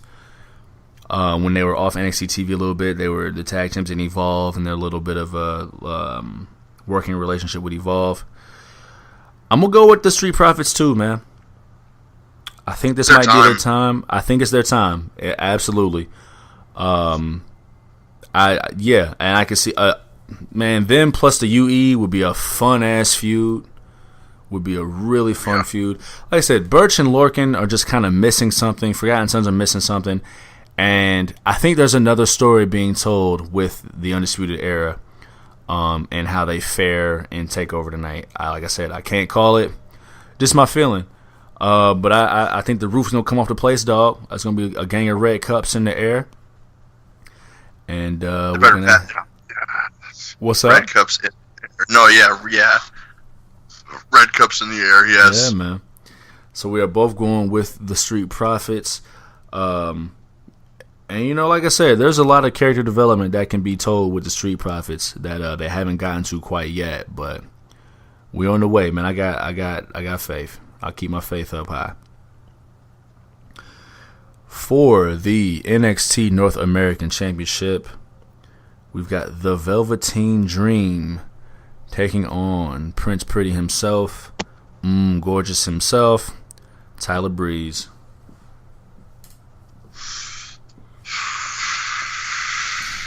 I'm really glad to see Tyler Breeze back in NXT. He's got a place there. He's got a good place there. He's got a place. It's not even so much that it's like the developmental league. It's way past that aspect now. But Tyler Breeze was being wasted on the main roster. Fandango was injured.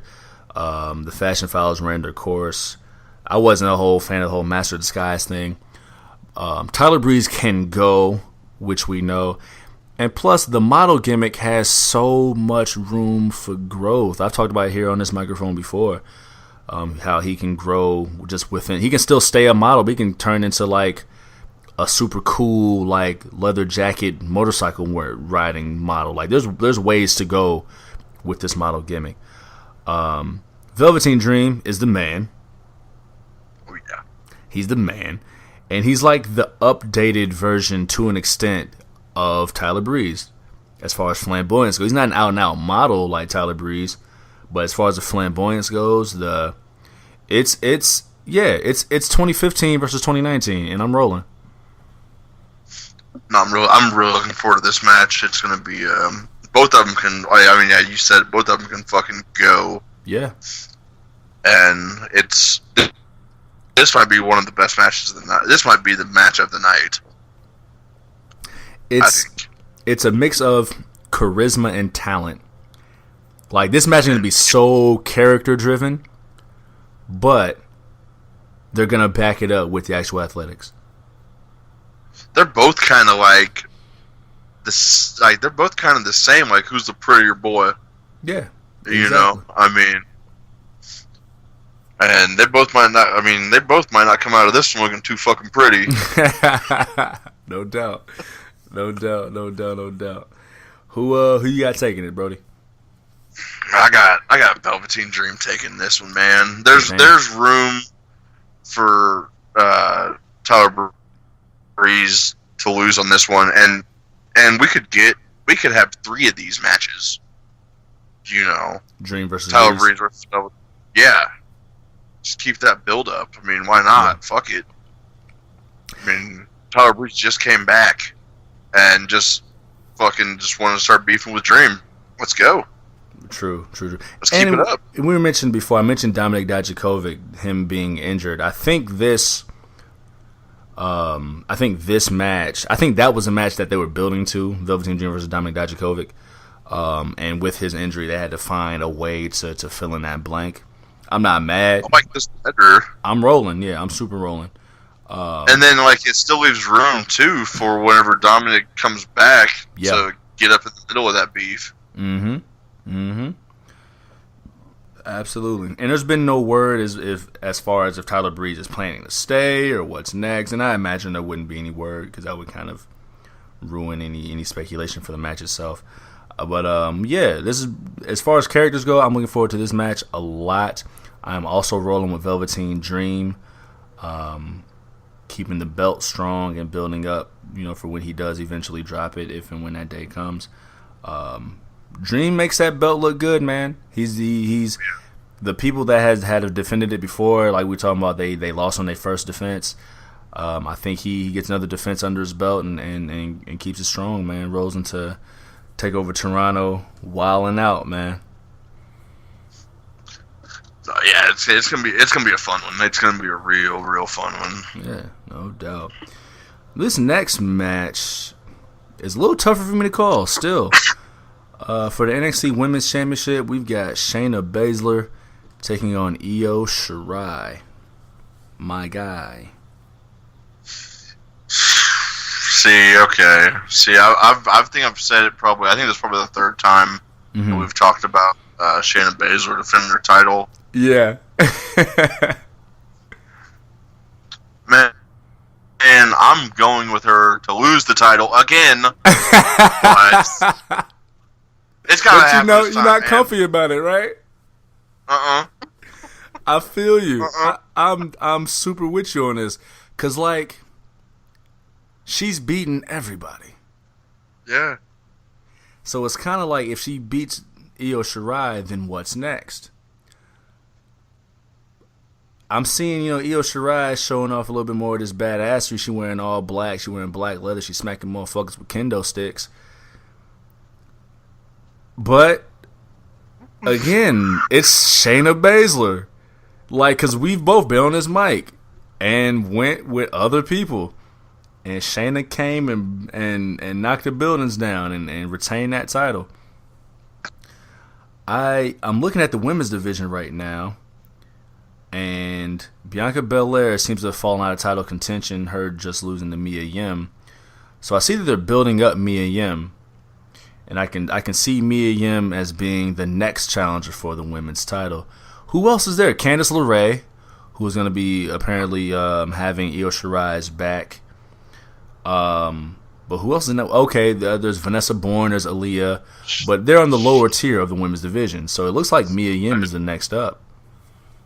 I just thought about it. Yeah, how Candice LeRae said that she's got Io's back tonight. Yeah. She could fucking turn on her on Saturday night and be like, this is my time. Man. So then we get a fucking Io and Candice. Io and Candice? I mean, I would hope they wouldn't go in that direction. They are setting the table. I hope they're not going that direction. I mean, Mia Yim and Bianca Belair had a really decent match tonight, or a decent match on NXT. I don't know. I don't know where to go with this. Mia Yim has lost to Shayna Baszler before, so I imagine she wants that win back, and she wants it from Shayna Baszler. I don't know. It's fucking yeah. No, this is tough. It is. I mean, tough. I'm going with Io. Going with Io Shirai. Mm-hmm.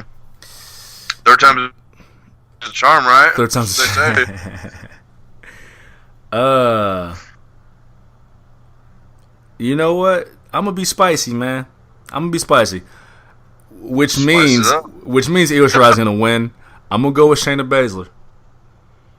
Get my points back, hopefully. Yeah. right. I don't know. It's really, this is a really hard one to choose. I mean, will Candice LeRae be enough to overcome, Duke and Jessamine Duke and Marina Shafir? I don't know. But damn, man. But hell, knowing how this shit works, man, the day I finally choose Shayna Baszler, this is the one that she walks away losing. Io Shirai has really been on the way up, though. Yeah, no, they've been what they've been doing with her. Yeah, super. I mean, shit. Okay. What other female did they change up their whole gear on, and she was on the F? Not saying that matters at all, but Becky Lynch, they put her in all black, and look at her now. She's a fucking man. She is. Don't make me change my pick, dog. Oh, you already locked in. I ain't locked in till the streets hear this.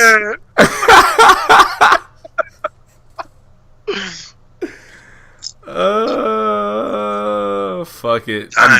I'm there. The season just started. You're not about to have your Kofi. Pick, man. You said what? Pick, man. I mean, this, like I said, this was the tough one. This really was the tough one. Shayna Baszler's been so dominant, right? And again, it's like, where does she go? Unless we get her and Mia Yim again, like where does she go? And even if she loses, where does she go? Call up. They don't need legit fucking women's heel. Man, we be honest, they don't need no more call ups for a while. They don't. I know. They don't need no more call ups for a while. I mean, my guys Heavy Machinery just got on the TV for the first time in a while. Yeah, I'm saying, right? You know what? I'm gonna stick with it. We're gonna stick with Shayna Baszler. We're gonna keep it spicy. Spice, yes. Should be a good one. It'll definitely be a fun match. And now to the main event. The main event. Baby. We've got the NXT champion Johnny Gargano. Johnny Champion taking on Adam Cole, baby, in a rematch from NXT Takeover New York. This one, to me, will be the best match of the night. Second hardest for me to call. But tell me your thoughts.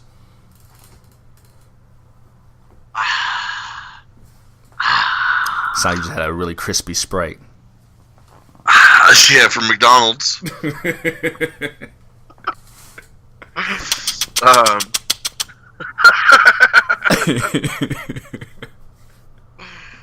Man, this this is gonna be fun.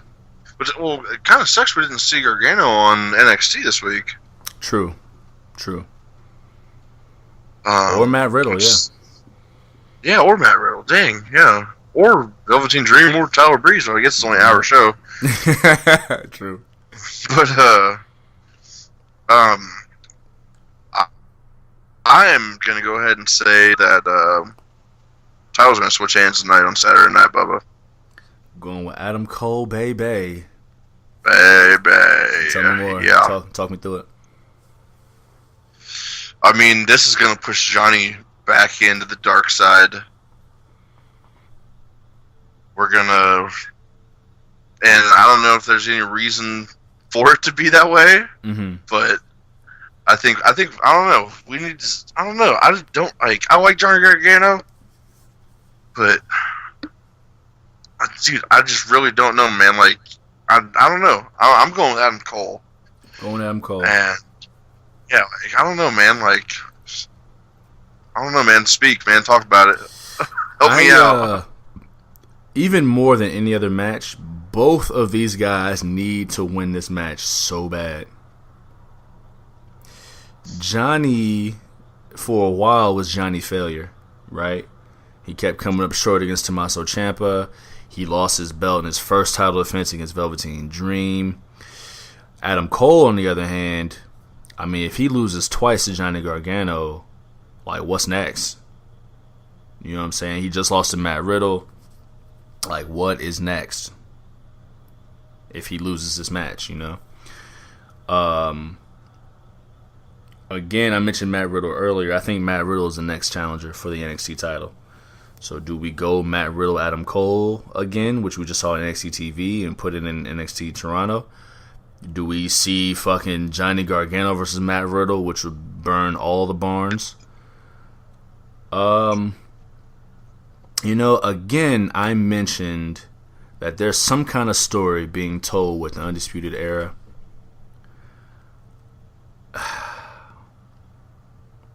I don't know why. Something tells me they all come up short this Friday. I'm going with Johnny Wrestling to retain his title. I'm a little bit more confident in this pick than I am the Shayna Baszler pick, but it is what it is. Again, hide your barns, hide your wife. They will get burned. We will burn them down. I'm trying to tell you. But yeah, no, this is a tough one. This is a tough one to pick, man. Very tough because it's hard to see where each guy goes next if they lose. But yeah, I'm gonna go with that. I mean, they've got the story built right there. Adam Cole says, you know, I beat you first. I should be champ. So if Adam Cole does win, I mean, technically you got the 2-2 split, but without talking myself out of it, man, I'm stick with Johnny Gargano getting the definitive victory over Adam Cole. We about to see something special, man, because their 2 out of 3 falls match was incredible. Oh yeah, it was so top. I think we're gonna see absolutely, man, top shelf work. So I think we're gonna see something along those same lines. And yeah, man, I can't wait to catch it. I'm going with Johnny Gargano to retain. So we split on 2 of them. 3 of them. 3 of them. Okay, bad. You picked Roderick Strong, Io Shirai, Adam Cole. I picked Matt Riddle, Shayna Baszler, and Johnny Gargano. All right. Starting the season strong, man. Dissension, dog. Dissension. Oh yeah, Dissension. Yeah, we're a better Ascension than goddamn. Or no, that was Ascension.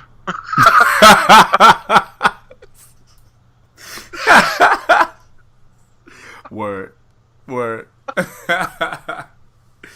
Overall, man. You see the there? I caught it. Oh yeah, I caught it, man. You can't write this. That's good work. That's good work right there. So overall, man, now that we've talked it through, what are your thoughts on the upcoming NXT Takeover 25? I wish I'd be able to watch it live. I'm excited for it. Yeah. Oh yeah, you got something running this weekend too, right? Yeah, I'm not sure if I'll be back Sunday or Monday. I don't know yet. Might catch it late. Okay. Yeah, I'm back to just DJing weddings this week, so I will be I'll catch it late night. I'm not sure when I'm off, but yeah, okay. I'll catch it late night or even on that Sunday after. So no spoilers, please. For those listening. Oh, you talking to me? Nah. For those listening. Oh, the family. Hard camera, Famalama. Ha! I'm definitely cutting that one out. Not gonna tease me on my own show, listeners. No, it's gonna be a fun fucking show. Absolutely. I just wish I don't know. Like we said earlier, they're only doing this shit because of blood money, and that kind of sucks because NXT can stand alone on its own. Yeah, I'm fine with it. They can stand on their own. They don't need to be attached to the main roster show. No, fuck no. They need to do more. I mean, like, I wish they'd do more pay-per-views of just NXT because they could sell out. Yeah. I mean, and they've got a great formula. They don't need to. I don't think they need to even go that route the way that the main roster does. I mean, WWE is such a huge brand. They've been doing this. Not like on 1 month, like not one pay-per-view a month or anything like that. But like, they don't need to associate themselves with other stuff. Yeah, you know? I hear you. So, and on one hand, I can kind of see why they do, just to get more eyes, like to whatever crowd will be there. But no, you're right. They don't need to be tied. They can stand alone. They can do their own thing and do a 12. Once off LL Cool J. 12. Do a 12. So, but yeah, man, Big Ren. Looks like we came to the end of another episode of The Hard Camera. Another gorgeous, gorgeous episode of The Hard Camera. Let them know how they can reach you on your social medias, dog. All right. You can find me on Instagram and Twitter. _MAAFHUCKA.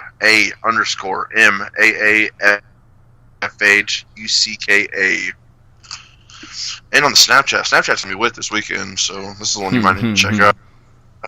Yeah, you can find me on Snapchat at MoffedUp316, MAAFFHHDUP316. Yes, sir.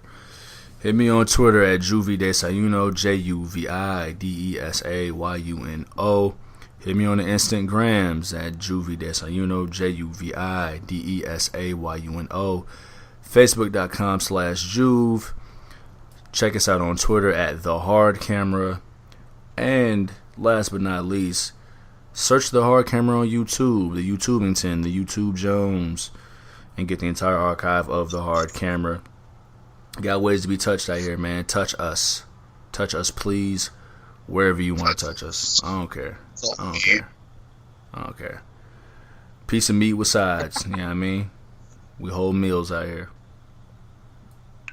Oh yeah, we hungry. What do they call them shits? Them TV dinners, Hunger Mans. We're Hunger Mans out here. There we go. God damn it. Double XL Hunger Mans. I think that's what they were called. We ain't no banquets. No, we're Hunger Mans. We ain't no banquets. Ain't no Tysons over here, shorty. You get the whole deal. I'm trying to tell you, man. Like we said, we got a lot of content coming, man. We here for the whole month of June. A lot coming y'all way, man. Some things in the works. Appreciate y'all rocking with us each and every episode. But until next time, adios, amigos. Salute.